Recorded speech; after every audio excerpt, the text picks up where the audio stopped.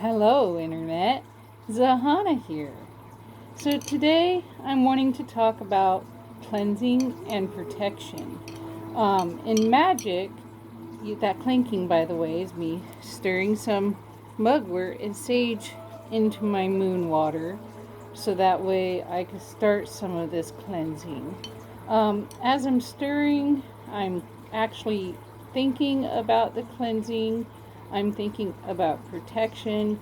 It's dual purpose cleansing because I'm one, getting rid of dust that has gathered because this is an old building I live in, and dust gathers quite a lot, pretty easily. Plus, I have two dogs, which doesn't help with fur and dust gathering. See if this will light. Usually, sage and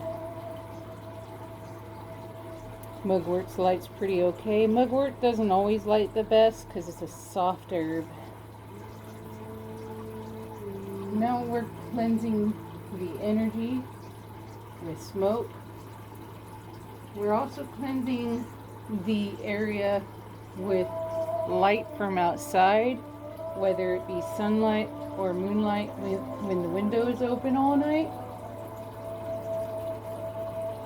We'll put that back there.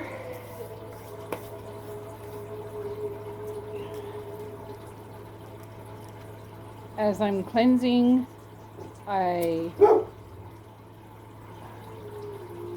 concentrate as best as I can on the energy.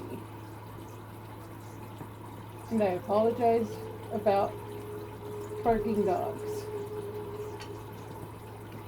Oh, I guess I could do this. Cleansing also requires taking out things like your old tea light shells or whatever casings, old wax bits that are sitting on your altar.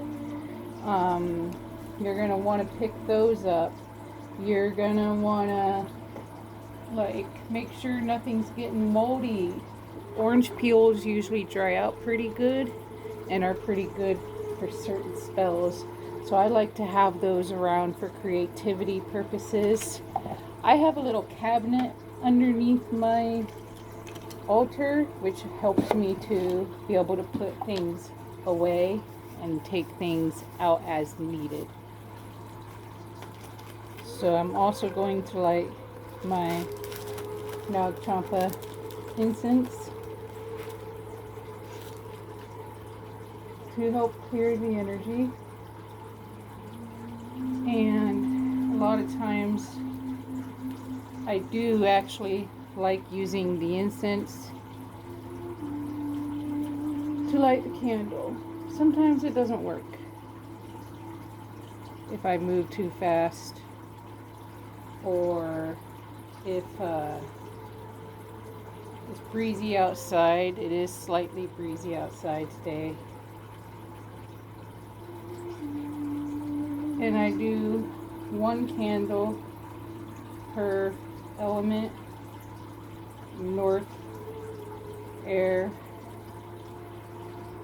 or north earth, east air, south fire, west water. I'm not opening a circle right now or closing one, but I do light as per element. And I'm not doing exact corners. I have that in front of my altar there. And so now at this point is when I would take some of my moon water, which, by the way, moon water is my favorite way to cleanse, and also a vinegar wash. So with moon water, what I like to do to collect it is during a full moon, especially for cleansings, I like to actually get storm water, which is from the rain. If it's a really stormy night, especially out here in Washington State, it gets really stormy, and I collect moon water. You could also collect new moon water for new energies and to bring in new things. The full moon water is more of the cleansing and powerhouse because, well, the full moon actually helps cleanse. Speaking of full moon water cleansing things for your altar, one of the things you could actually do is get a silver bowl or an abalone bowl of a decent size, and be careful of what stones you choose. But you can actually put certain stones in water, especially the tumbled stones typically, and you can let it sit in a clear night in your moon water you collected prior. And that, to me, amplifies the energy in the stones even more. I've always noticed a huge change for that with cleansing the energy, or even when I'm consecrating my items like my athame, I will renew the cleansing every 6 months or so. I used to do it a lot more, but I find myself doing it less and less as I get older, which probably I should do it a lot more again. Anyways, so like I said, my altar is a little bit dusty, and I'm going to be cleansing that.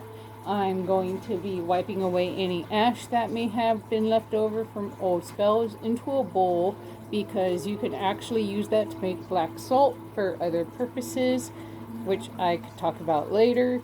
And you could also reorganize things like your little fairy altars, or reorganize where you put your mirror, which my mirror also needs cleaned. Now would be a good time to wipe down just everything and make sure everything's organized the way you would like to have it organized. So cleansing is really important because it helps you clear the energy, so that way you can focus better. And when you cleanse, things smell nicer, and that helps you to focus better. Things look nicer and are more appealing. And my altar is actually the centerpiece of my home, and so I would like it to be appealing, especially if people come over. I don't want them to be disgusted. It's also near my bed, so I don't want any negativity or clutter or dust being near my bed too much, because that will affect my dreams and in a negative way. So I'm just clearing out old energy and taking away what doesn't need to be here, and bringing in new energy and using that for spells. Anyways, that is all for today. I will be talking about protection in the next video, which will be part 2 of today's videos. Thank you for listening. I hope you learned something.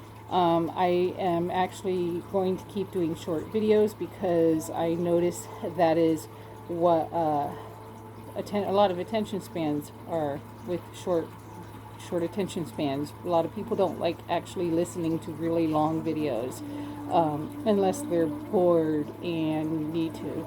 I also forgot, with cleansing sound, you could use bells, chimes, clapping, stomping, shouting. Those are other ways of cleansing. Just look them up. And, singing bowls, water. Yeah, anyways, ta-ta for now. I hope you learned something.